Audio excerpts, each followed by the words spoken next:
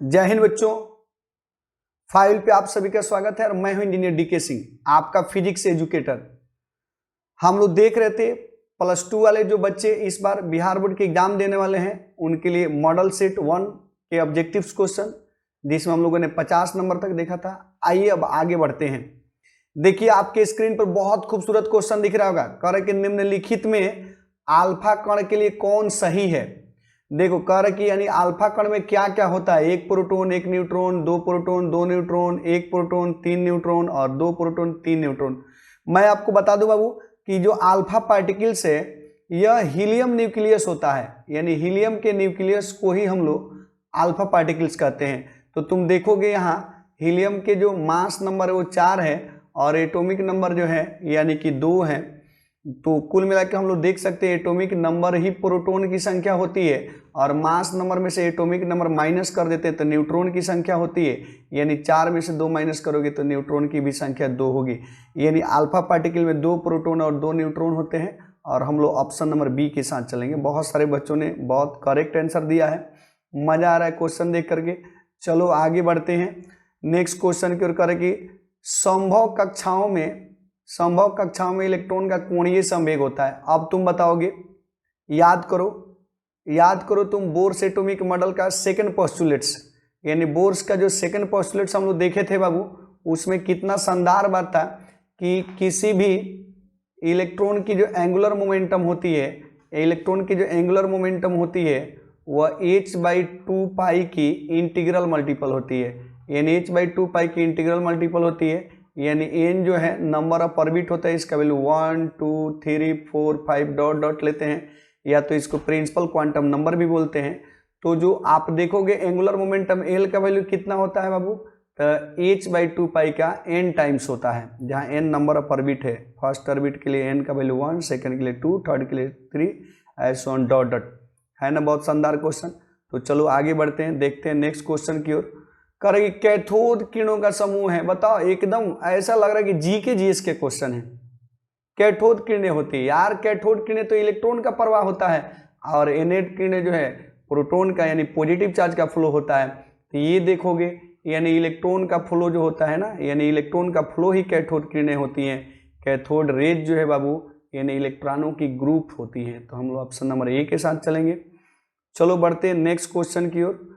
कह रहे कि परमाणु में अवस्थित मूल कण हैं। तुम बताओगे कि किसी एटम में कौन कौन से कण होते हैं। तो अगर हम बात करें किसी भी एटम की बाबू, तो एटम के अंदर जो न्यूक्लियस होता है, न्यूक्लियस में आपका प्रोटॉन होता है और न्यूट्रॉन होता है और इलेक्ट्रॉन इसके चारों ओर घूमते रहते हैं। तो न्यूक्लियस के जो अंदर के चार्ज पार्टिकल्स हैं उसको एक वर्ड में हम लोग न्यूक्लियॉन्स कह लेते हैं। क्या कह लेते हैं? न्यूक्लियॉन्स। अब बाकी इलेक्ट्रॉन्स, तो एटम के अंदर न्यूक्लियॉन्स बोले तो प्रोटॉन न्यूट्रॉन और इलेक्ट्रॉन भी होता है। तो इस तरीके से हम लोग ऑप्शन नंबर डी के साथ चलेंगे। देखो कितना शानदार क्वेश्चन है कि जो फंडामेंटल पार्टिकल्स हैं एटम के अंदर वो कौन कौन से हैं। तो न्यूक्लियॉन्स मीन्स प्रोटॉन न्यूट्रॉन्स और इलेक्ट्रॉन दोनों मिला देंगे। ऑप्शन नंबर डी बहुत करेक्ट ऑप्शन है। देखो बच्चों, बहुत सौभाग्यशाली लोग होता है जिसको जो है पढ़ने का सौभाग्य प्राप्त होता है। नहीं तो तुम्हारे ही उम्र के बहुत ऐसे बच्चे हैं जो पढ़ने के लिए तरस रहे होंगे, है ना, और आपको एक अच्छा सौभाग्य मिला है। तो बाबू आप अपनी पूरी एनर्जी के साथ काम कीजिए और लग जाइए कि एग्जाम में आपका ज़्यादा से ज़्यादा स्कोरिंग हो सके। तो चलिए नेक्स्ट क्वेश्चन के लिए आगे बढ़ते हैं। कह रहा है इसमें कि निम्नलिखित में से कौन किरचॉफ के प्रथम नियम में संरक्षित रहता है। बताओ, किरचॉफ के प्रथम नियम को हम लोग क्या कहते हैं। तो याद करो कि KCL यानी किरचॉफ करंट लॉ भी कहते हैं, इसको पॉइंट लॉ भी कहते हैं, इसको ज्वाइंट लॉ भी कहते हैं, इसको जंक्शन लॉ भी कहते हैं और किरचॉफ करंट लॉ भी कहते हैं। और इसमें बच्चों क्या संरक्षित रहता है, तो फर्स्ट लॉ में आप याद रखोगे, फर्स्ट लॉ में चार्ज कंजर्व रहता है। क्या कंजर्व रहता है? चार्ज यानी आवेश। और कमेंट करके आप जल्दी से बताओगे कि सेकेंड लॉ में क्या कंजर्व रहता है। बताओ, कितना आसान क्वेश्चन है।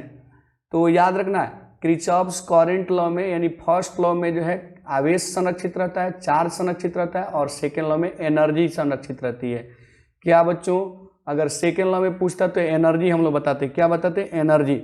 यानी सेकेंड लॉ का नाम क्या है? तो KVL या मेश लॉ भी कहते हैं उसको, या लूप लॉ भी कहते हैं उसको, किरचॉफ वोल्टेज लॉ भी कहते हैं।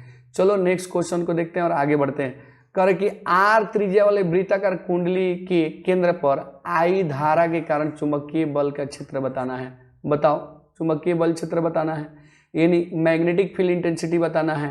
कहाँ? तो किसी आर रेडियस के सर्कुलर लूप के सेंटर पे बताना है तुमको। बताओ, तो मान लो बच्चों कि आर रेडियस का हम लोग एक लूप ले लिए। सोचो इससे अगर आई करंट पास कर रहा है, मान लो इसका एक छोटा सा पार्ट यानी लेंथ डी एल ले लो, और ये तो रेडियस हमेशा आर के साथ परपेंडिकुलर होता है।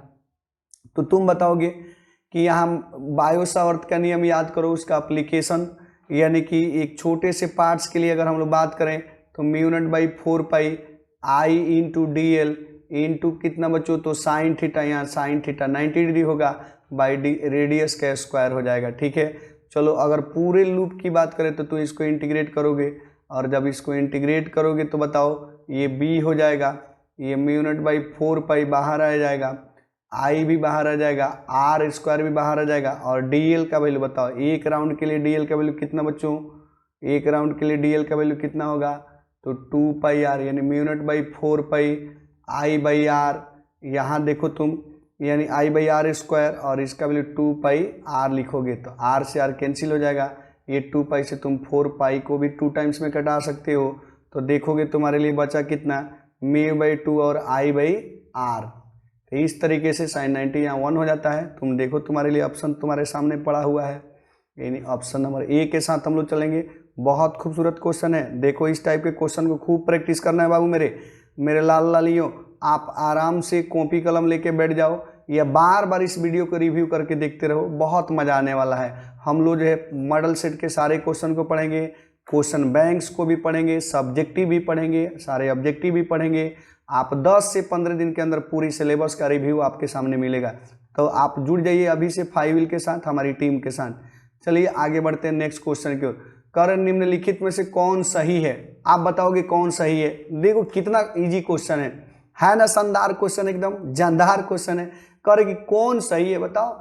1 किलो वाट आवर दिया है, 1 किलो वाट आवर। बताओ 1 किलो का मतलब क्या, 1000 वाट। 1 किलो वाट बोले तो 1000 वाट। 1 घंटा को जो है, 1 घंटा को तुम सेकंड में बदलोगे तो 1 घंटा को सेकंड में बदलोगे तो 1 मिनट इंटू 1। देखो 1 मिनट में जो 1 घंटा में जो है 60 मिनट, और फिर 60 मिनट को सेकंड में बदलोगे। जब इसको मल्टीप्लाई करोगे तो देखो 36 गुणे 10 के पावर 5 आ जाएगा, और फिर जब इसको तुम सॉल्व करोगे तो कितना हो जाएगा बाबू मेरे, ध्यान दो, यानी 3.6 into 10 to the power 6 joule भी लिख सकते हो। तो इस तरीके से हमारे लिए ऑप्शन नंबर ए जो है बड़ी करेक्ट ऑप्शन है।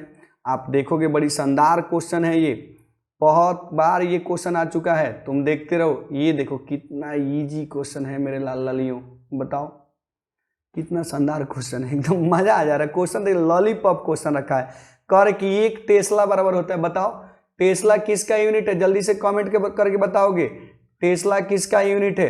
तो देख लो मैग्नेटिक फील्ड इंटेंसिटी बराबर होता है force upon pole strength. Force के यूनिट बच्चों न्यूटन होता है, और पोल स्ट्रेंथ की यूनिट क्या होती है, तो एम्पियर इंटू मीटर होती है। तो तुम इसी को अरेंज करके ऐसे लिख सकते हो, न्यूटन पर एम्पियर पर मीटर। देख लो बच्चों, टेस्ला बोले तो मैग्नेटिक फील्ड इंटेंसिटी की यूनिट होती है, यानी 1 टेस्ला का वैल्यू कितना होगा बच्चों, 1 न्यूटन पर एम्पियर पर मीटर हो जाएगा। है ना बड़ी शानदार क्वेश्चन, काफी इजी क्वेश्चन भी है, बस यूनिट एंड डायमेंशन से तो ज्यादा क्वेश्चन रखे जा रहे हैं। आओ देखते हैं अगला क्वेश्चन कर। ये देखो कितना लाजवाब क्वेश्चन है। कह रहा कि आदर्श volt meter, ideal volt meter का तुमको रेसिस्टेंस बता देना है। जल्दी से कमेंट करके आंसर दोगे कौन सा होना चाहिए। आइडियल वोल्ट मीटर बच्चों, आइडियल वोल्ट मीटर जो होता है, आदर्श वोल्ट मीटर का जो है रेसिस्टेंस इन्फिनिटी होता है। आप जरूर याद रखोगे, बिल्कुल याद रखोगे। आइडियल वोल्ट मीटर के रेसिस्टेंस इन्फिनिटी होता है। आपके सभी शिक्षक आपके सामने रखे होंगे क्वेश्चन को। आप ये भी देखोगे कर कि एमीटर की धारा सुग्राहिता बताने, और देखो ना कितना इजी क्वेश्चन कर, करंट सेंसिटिविटी ऑफ अमीटर। बताओ बात करंट सेंसिटिविटी की आ गई, तो करंट सेंसिटिविटी क्या होता है। सपोज करो किसी अमीटर से या गैल्वेनोमीटर से अगर आई धारा पास कराते हैं, फाई जो है विक्षेप होता है यानी डिफ्लेक्शन होता है, तो यूनिट करंट के लिए कितना होगा बच्चों मेरे, तो फाई बटा आई हो जाएगा। अब पर यूनिट करंट के लिए जो डिफ्लेक्शन होता है उसी को तो हम लोग करंट सेंसिटिविटी बोलते हैं। यानी करंट सेंसिटिविटी बोले तो विक्षेप यानी डिफ्लेक्शन बाई करंट, तो ये डिफ्लेक्शन बाई करंट हो जाएगा, यानी पर यूनिट करंट के कारण जो डिफ्लेक्शन होता है ना। बड़ी शानदार क्वेश्चन, मजा आया ना। तो इसी तरह के अच्छे और मजेदार क्वेश्चन लेने के लिए प्लस इजी क्वेश्चन को बनाने के लिए आप मेरे साथ जुड़े रहिए। Thanks for watching. फिर मिलते हैं अगले वीडियो में। जय हिंद।